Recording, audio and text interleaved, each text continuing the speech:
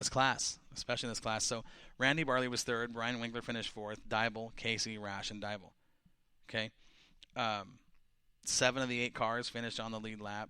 Drew Dybel broke. I can't remember exactly what happened. He fell off the pace and just kind of pulled on the infield. But, there's another kid that has shown a lot of gumption. That kid's he's not scared.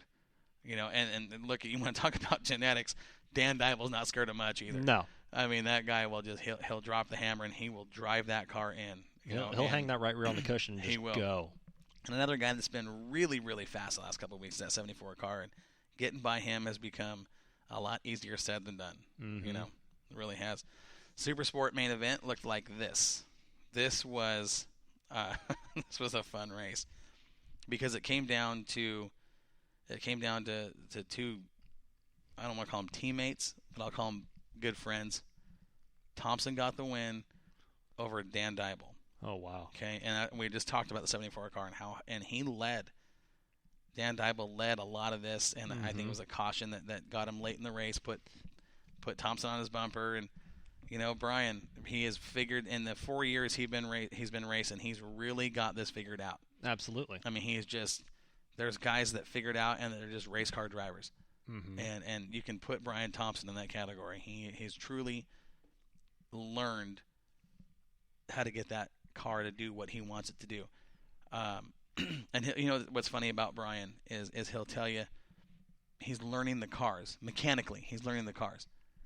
Watching that, you wouldn't know that as a driver. He's still learning actually how to work on them, what this bar does when you move this bar, how it reacts under the car. And but man, he the feedback he's given those guys to make the right adjustments is obviously, it's right. He's feeling what the car's doing. He's relaying that to his crew chief, and they're making the right calls. When you talk about Brian, he's part of that whole Dan Dybel, Norm Davis group. Henry Slotchy. Yep. I've talked with Hank a couple times, right. outside the racetrack, and we'll sit there and talk cars. They're no slouches. No, they understand. They've got it down. Jeff Reeves, there's another guy that's been around a lifetime. I don't remember Jeff not being on the racetrack as well. No. So that's a very experienced crew, and again, those top 2 cars come out of those stables for a 1-2 finish. Brian Winkler, right there for third, and man, he was fast in the late stages. James Slover in that 77 car. There's another guy he's a sniper, man. He's one of those guys he'll sneak up and bite you. He's and like pulling double duty that night too. Right. Well, no, excuse me, he wasn't pulling double duty. No, he was because he drove. He drove one of the Hackney cars. That's right. Yeah. And then rounding out the top 5 was the points leader, Randy Barley. This is another deal where, if Thompson's going to win this championship, he's got to beat Randy Barley for it. He's got to beat Brian Winkler for it. And I believe there's 6 races left for the Super Sports. Maybe 5. That sounds about right, but 5 don't or quote 6 me on left. it. Yeah. He's going to have some lady luck on his side to do this. That being said, you can't count him out. No.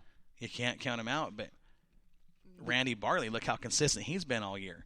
This is one class where you show up every week and you don't know who's going to win. That's right. You don't know who's going to end up in the top 5. You don't even know who's going to end up in the top 10. You don't. You can, with a lot of the other classes, you can kind of guess. Kind of got a good idea. You got a good idea of where your top cars are going to be. This is one of those classes where, look, Chris Mott was, he finished, he got 1 lap. He got 1 lap and had to pull off, and we don't see that often. Chris Mott's been really fast all year long. And again, luck. It's part of what we do. You can have the best program in the world, but if that luck isn't there with you that night, you're going to end up 16th when you should have been in the top 5. Exactly. That's the way it works. But this is a tough deal. The Super Sport class, and it could be Randy Barley walking out with the title. It could be Brian Winkler walking out with the title, or Jerry Casey, or Brian Thompson. You don't know. You don't know, and it's just kind of like fun. This is a fun class to watch because the points, like we said, are so tight. I know it's 100 points from first to fourth, 103 points. 100 first to third. 140 to first to fourth. And don't count Dybel out. Absolutely not. Absolutely not, because like I said, you mentioned it earlier, luck. What happens if 2 of these guys don't finish in a feature or don't make a race or blow a motor in qualifying and can't make it? That's a lot of points to give up in a feature. It really is. That closes quick. You know, You know? I feel like we're talking about the chase to the Sprint Car Cup right now. It's almost kind of like that, yeah. There's so much tension right now. There is. I mean, with that class, it's just it's going to be fun. It really is. And that's the thing about Willamette. It doesn't matter what class you're in. It's just the competition level, top to bottom, it's tough. I mean, to win a race at Willamette is something. To win a championship is it takes skill. It takes the lady we've been talking about all night, Lady Luck. You got to have it all on your side. It takes the whole package. You know, you better know your program. You better know your race car. You better have the dedication.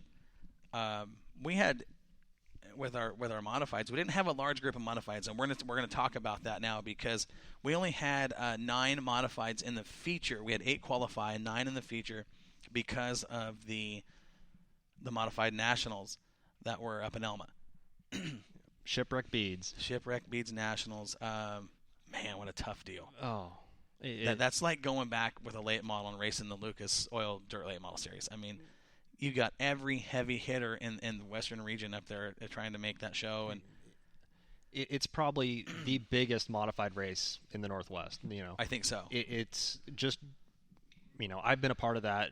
You know, it's a whole experience to go up there. It really.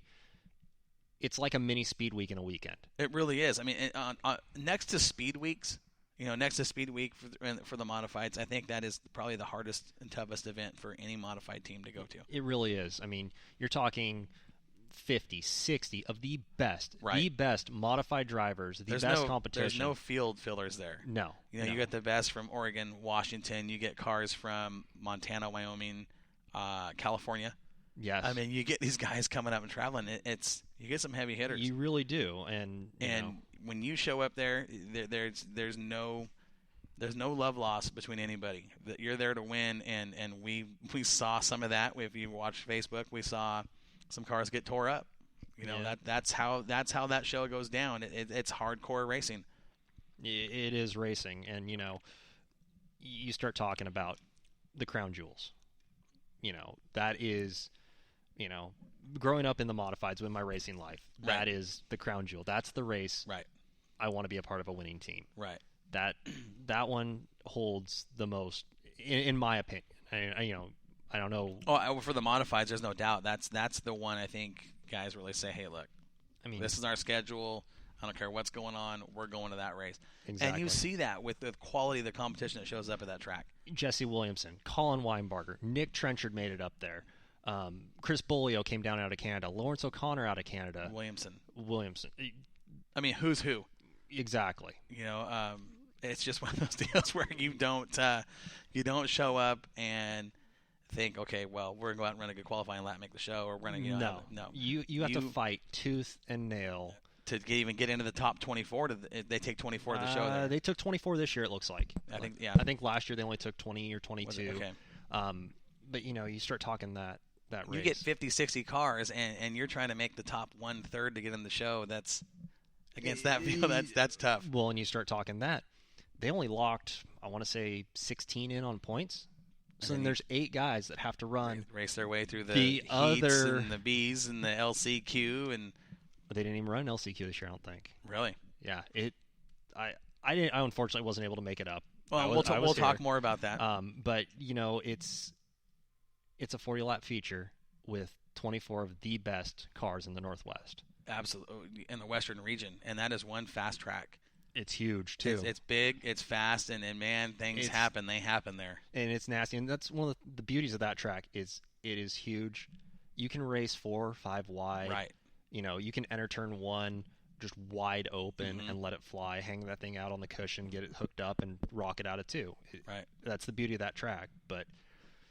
You know, there's a lot of room to work with, but at the same time, it's not that forgiving. No, it is not. It's when things happen there, they happen big. There's still a wall there. Right. You got to be conscious of where that is. Yep. But, you know, Willamette only having 8 cars, I'm not going to lie. I'm surprised we had 8 cars. You know what? I am in total agreement with you. I did not think that we would see any modifieds, honestly, because, you know, the prestige that show carries and everybody wanting to win. And some of the names that were there, I was kind of like, what are they doing here? Mm-hmm. Why? What? You know, I mean, So the 8 cars that qualified were Kyle Yack, Sam Potter, Craig Castle, Tony Breakall, the 04 of Hot Rod McCombs, and we had Ron Berry, Ethan Landers, and Toby Ferrando. Now, that being said, I'm surprised that Potter and McCombs, Yack, and Castle were at Willamette. I really was surprised. It is. I mean, but then again, I know Craig's got a lot going on right now, right? And it made sense for him. Well, and with Kyle, I mean, you got to look. You got to okay. That's a big race. Yes, it's got prestige and it's one everybody wants to win. But you got to look at what stuff like that also costs. You got to weigh out your options. The travel time, the hotels, the fuel, the food, the entry fees, the tires. I mean, we know what tires are. How important that is up there. And, that is one abrasive surface. Yeah, it is a tire eating machine. It is. And you think about it, it's a good solid 4-hour tow. Right. From here in Albany, a lot of time, and it's a 2-day show. And with the format this year, the way it worked, I don't know if you heard what happened up there, but they ran all of their heats Friday night. Right. And then you were locked. They didn't run any mains, and then all Saturday was your mains, your B mains, and your A's. It's if you couldn't make it Friday night, get off work and go racing. There's no point showing up Saturday. You're not going to run. Might as well come to Willamette, hang out with the fans, get on the front stretch, sign some autographs, shake some hands, and have some fun. And financially, I think that's the biggest reason why a lot of the guys weren't there. Family commitments, people have things going on. It was now one of the cars that we didn't see qualify in the modifieds. We'll talk about here in the feature because that car didn't even show up on the track until the feature. Mm-hmm. But fast qualifier was Kyle Yack over Sam Potter. Sam Potter was second qualifier in the 44 car. Listen to the margin of difference from first to second. 17.483 to a 17.582. 0.099. That's how close those guys were.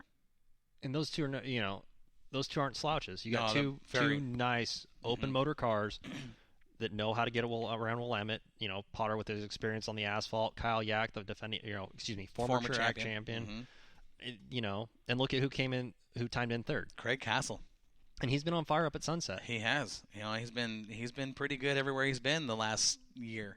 He won the championship at Sunset last year. He's been highly competitive at Willamette when he shows up.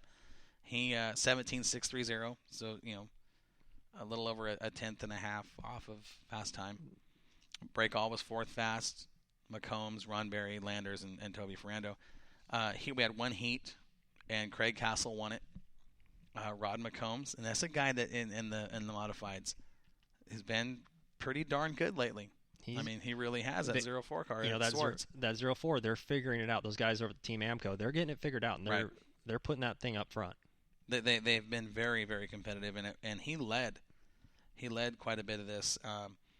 At one point, it looked like he probably had the car to beat, and then talk about track changing, cautions, tires cool off, all that good stuff.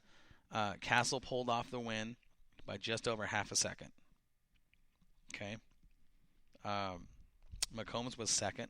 Kyle Yack was third in the heat. I'm talking about the heat race. Ron Berry. And there's another guy, a rookie driver, who is just, this guy has got no fear. No. He will get every ounce of performance out of that car. It's just that's his. He likes that middle to upper groove. That's where he likes to run. He's a fun driver to watch. He's very entertaining from the stands looking out on the track. And I think that once they really get that car figured out, it's a nice little Shaw car they've got. Once they get that thing figured out, he's going to be one of those guys that'll be a top 5 week in and week out. And, I think they're getting close, too. I do, too. You keep talking about Ron Berry. When I listen to the podcast when I'm at the track, there's not one of those sessions that doesn't go by where I hear the name Ron Berry. He's been one of those guys that's kind of is a rookie in a sense. He's not a rookie driver. He's a rookie in the modifieds, but he's just having a ton of fun in this class. Yeah. A ton of fun. Breakall was fifth. Ethan Landers, Toby Ferrando, and Sam Potter broke on lap 3.